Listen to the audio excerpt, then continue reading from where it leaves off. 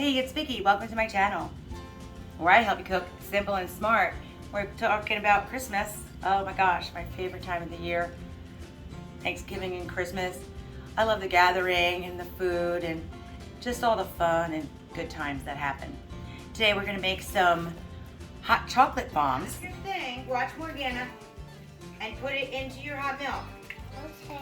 Like this.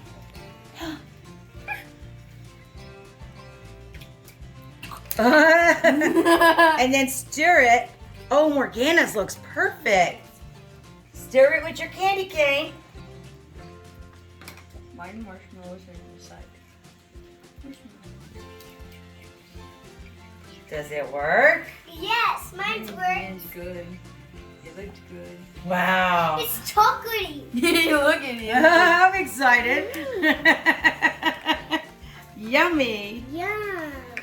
I'm making hot chocolate, Daddy. My daughter was talking about it the other day, and I said, oh, sure, I can make that. I've always made lots of chocolate things. So I was kind of looking for a silicone egg-shaped thing when I came across this. It's like for it. So how easy is that? They're not that hard, just a couple of things you need to know. The first thing is melting the chocolate. I use these chocolate melts, and anytime you're working with chocolate for this, making molds and stuff, these are so much easier to use. They're way more forgiving than chocolate chips. And you're gonna microwave them at half power. Start with a minute, and then every 20 seconds, and you're gonna stir. I'll show you what I do. I'm gonna start for a minute at half your power level.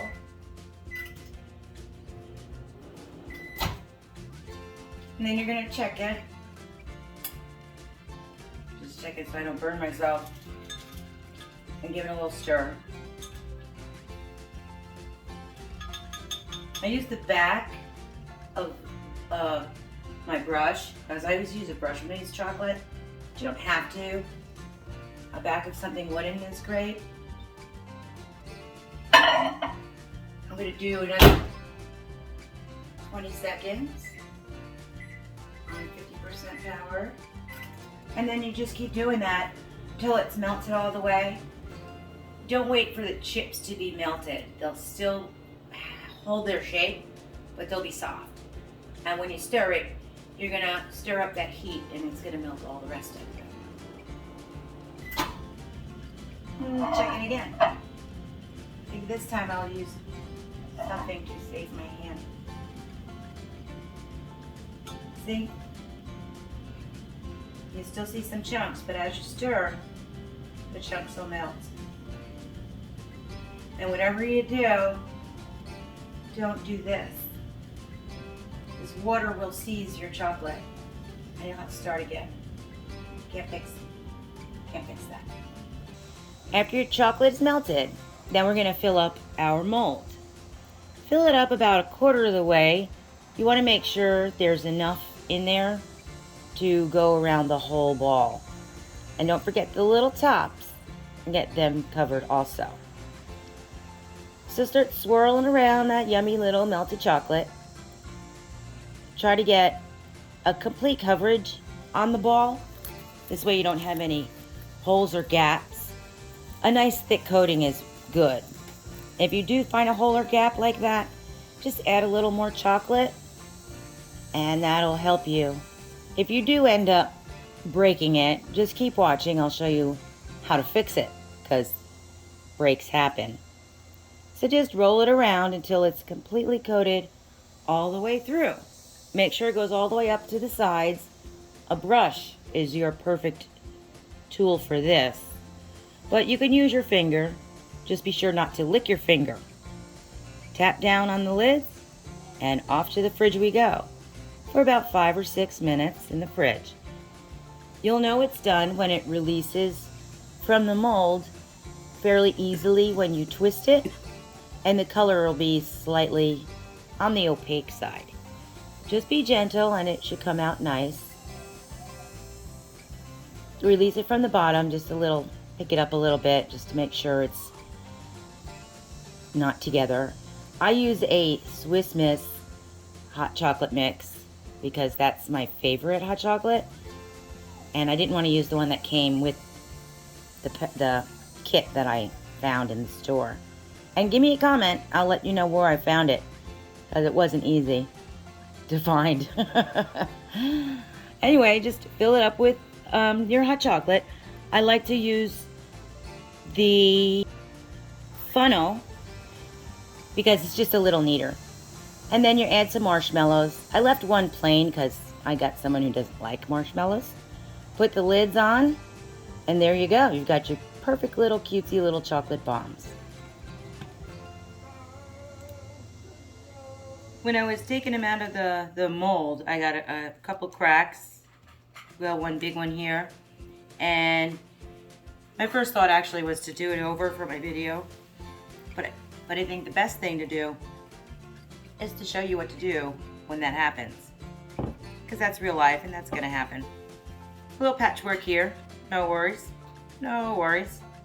Just get some chocolate on the edges. Kind of like get a little super glue going on here.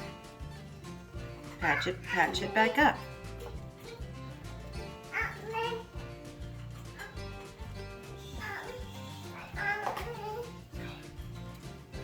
My little chocolate lover here keeps hearing me say chocolate. Do you want some chocolate?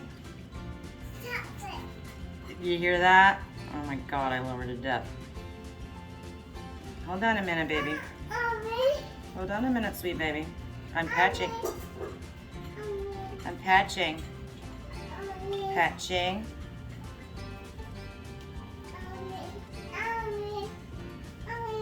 Just like that.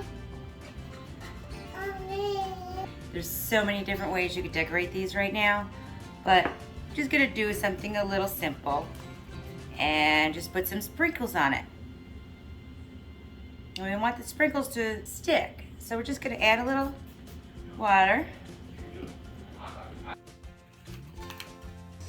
there you go. So let's be a little extra with our other batch here. Same as before, take them out of the mold and I put them in the little cups.